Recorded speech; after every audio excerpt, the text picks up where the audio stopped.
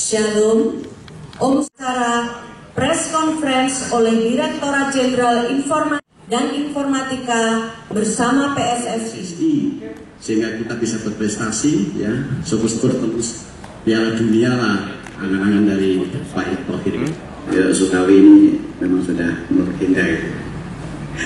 Apalagi Sukawi Sultanipnya dari itu sudah betul nama itu legenda. Sekarang ada Pak Yoyo yang sangat konten terhadap perkembangan sepak bola yang ada di Jawa Tengah dan sekitar. Nah, Pak Yoyo, kalau kita berbicara masalah sepak bola pembinaan usia dini memang itu kompleks ya.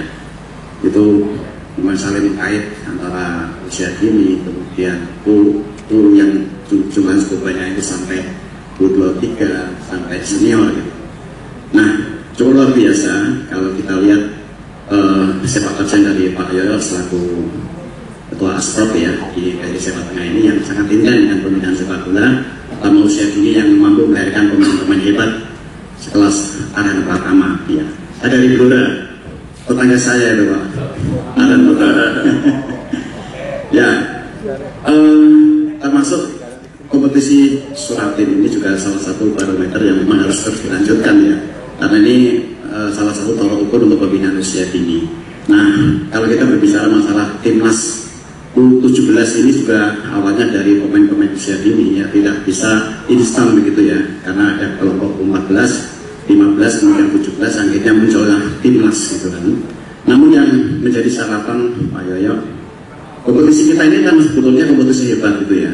Ini diakui dari Liga 1, Liga 2, Liga 3, pemain-pemainnya juga luar biasa, pemain-pemain asing, pelatihnya juga luar biasa ya. Nah, yang menjadi catatan ini kenapa prestasi kita selalu mentok di ASEAN saja untuk timnas ya. Kita jangan berbicara yang 17 dulu. 17 sudah luar biasa kemarin bisa lolos ke, bisa menahan 2 imbang gitu ya, bisa 2 kali imbang, akhirnya walaupun gagal, walaupun patut disayangkan, namun perjuangan dari adik-adik kita kan cukup luar biasa. Ini sempat menjadi sarapan dari kami, dari media. Nah, yang U23 ini kan lanjutan dari 17 ini. Kenapa selalu mentok? Di ASEAN saja kita selalu gemetar ya kalau kita menghadapi Thailand atau Vietnam. Jangan bicara yang timnas senior. Timnas senior kemarin sudah jauh gitu, jauh tertinggal. Kita tadi malam kita kalah segalanya.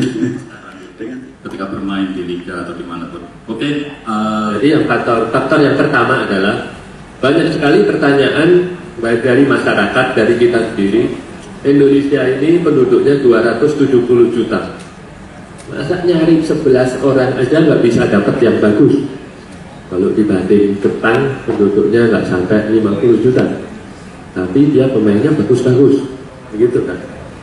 Tapi nampaknya setelah kita buka, setelah data itu kita buka, kita inventaris, dan ini mulai dilakukan, saya lihat mulai dilakukan di masa kepemimpinan PSSI Pak Iwan Bule kemarin, baru dibuka bahwa di Indonesia itu memang penduduknya 270 juta, tapi pelaku sepak bolanya nggak sampai 100.000 pelaku sepak bola, dalam arti anak usia dini, usia kecil 8, 10, 12 sampai senior, sampai pemain timnas, pemain profesional, nggak sampai 100.000 semuanya. Berbanding terbalik dengan kalau kita ambil Belanda. Belanda itu penduduknya nggak sampai 30 juta, tapi pelaku sepak bolanya lebih dari 2 juta. Jadi 1/10-nya aja nggak ada. Nah, inilah kenapa kok kita itu sulit mencari pemain bertalenta, beda dengan yang ada di sana di Belanda. Kenapa begitu? Nampaknya Pak, klubnya di sini di Indonesia dengan jumlah penduduk 270 juta, jumlah klubnya pun masih terlalu sedikit. Kalau di Semarang yang saya tahu penduduknya 2,5 juta. Klub anggota PSIS cuman nggak sampai 50, SSD-nya nggak sampai 40. Dibandingkan dengan di Belanda, hanya dalam satu kota atau kabupaten setingkat kabupaten sebesar Kabupaten Demak gitulah kira-kira, penduduknya hanya 70.000. Tapi di sana SSB-nya sudah 70. Dan setiap SSB sudah punya lapangan sendiri. Kalau di sini beda. Satu lapangan, 10 SSB barengan. Itu saja terlalu sedikit. Nah, termasuk saya ini generasi milenial, kalau saya usia 40-an ya. Itu zaman saya SD, saya pengen main bola. Sama Pak Guru nggak boleh, Pak. Mesti disuruh main kasti. Ingat kan kalau angkatan 40? Bener nggak? Lupa main olahraga, main bola, Pak. Ojo, badminton. Gitu. Itu fakta. Inilah. Jadi di Indonesia itu sebenarnya masih terlalu sedikit orang yang bermain bola. Makanya kita nggak bisa bersaing dengan di level ASEAN saja kesulitan. Karena rasionya terlalu kecil. Itu pertama. Yang kedua, pemain Indonesia yang menimba ilmu abot di luar negeri masih terlalu sedikit. Thailand, Pak. Thailand itu hampir pemain timnasnya semua tingkatan 90% sudah ekspor di Eropa, Jepang, Korea. Kalau kita yang ekspor tidak dihitung. Kalau U23 ada Asnawi, Witan sekarang pulang, nggak betah. Gitu. Terus akhirnya kita naturalisasi. Nah, mereka banyak abor, banyak sekali. Bahkan pada saat kemarin PSIS manggil manggil klub dari Malaysia, Selangor, gitu. Kita panggil, datang. Terus habis itu main sama PSIS. Mereka main, kualitasnya beda. Di atas kita kualitasnya. Setelah selesai pertandingan saya tanya, anak kecil ini main di mana kok bagus banget? Oh, dia Jepang, Pak. Kedua, yang ini Korea. Gitu. Yang ini di Eropa.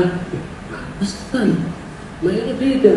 Dia main sendirian, di loyot 3 nggak bisa dapat. Nampaknya mereka abortnya banyak. Dan pemerintah mendukung penuh abort. Bapak-bapak, saya mungkin akan bercerita tentang Arhan. Tapi tolong cerita ini bukan berarti mengecilkan arti perjuangan Arhan. Bukan. Tolong ditangkan itu. Kita lepas Arhan, kenapa gratis? Itu pertanyaannya. Arhan pemain bagus. Ke Tokyo Verde kok PSIS gak minta match fee, gak minta transfer fee. Kenapa gratis? Kalau saya minta duit, mereka gak mau, Mbak. Jangan salah. Pemain ini supaya bisa main di Jepang, kita itu yakinkan Tokyo Verde bahwa ini adalah pemain terbaik kita. Anak ini adalah anak yang paling mampu beradaptasi. Anak ini yang paling hebat di Indonesia. Yakinlah Tokyo Verde, kalau ini sampai kamu ambil, kamu pasti followernya langsung meningkat. Jadi ratusan ribu. Bener kan?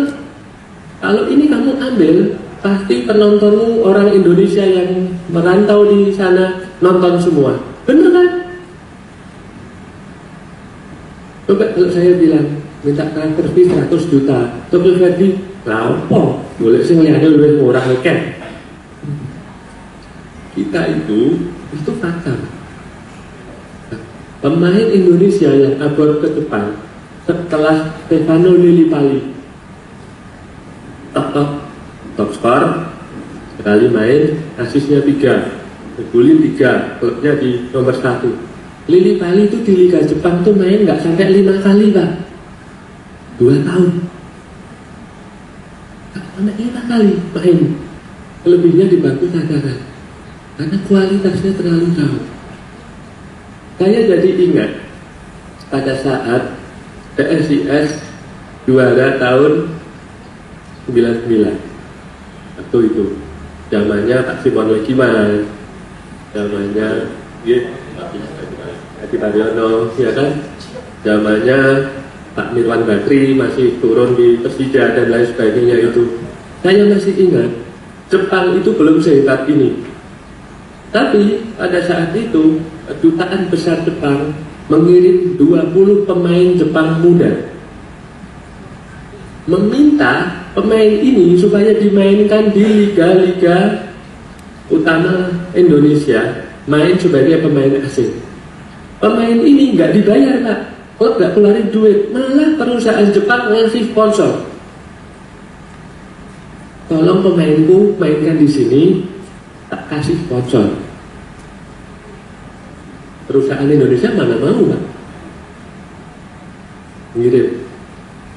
Coba itu Egy dikirim ke Korea, ngomong sama perusahaan sana, klub sana, udah tak bayarin. Egy main di sini, klubnya dibayar, gak ada yang mau. Itu yang dilakukan Jepang, yang saya cerita kenapa abort ini sangat penting. Nah, itu tadi. Jadi Pratama Arhan itu kartu pribadi, kenapa kok tidak ada match fee, tidak ada transfer fee? Karena kalau saya minta transfer fee, mereka nggak mau terima. Jadi begitu ada tawaran foto dari Tokyo Verdy, kita itu bahagianya setengah mati sudah. Dan kita jaga itu supaya ini berhasil. Bahkan kita dorong, kita kasih macam-macam. Ibaratnya kalau orang jualan itu kita kasih diskon-diskon, promo-promo lah, gitu. Sampai sedemikian rupa, gitu Pak. Makanya dan itu nggak semua klub melakukan itu. Sebenarnya kalau banyak klub melakukan itu, banyak pemain kita yang bisa upload ke luar negeri. Ini penting supaya pemain ini bisa berkembang. Itu yang kedua. Terus yang terakhir, kalau anak-anak usia 23, 25 di Indonesia itu, begitu pemain itu sukses, sudah dikontrak cukup besar sama klub. Biasanya kalau di Indonesia itu anak-anak ini berubah, bertransformasi menjadi pemimpin keluarga. Kalau di Indonesia, jadi itu. Kalau saya sebut star syndrome. Jadi begitu dia top, dikontrak PSIS dengan yang tadinya gajinya 5 juta, begitu masuk timnas, besok gajinya jadi 150 juta.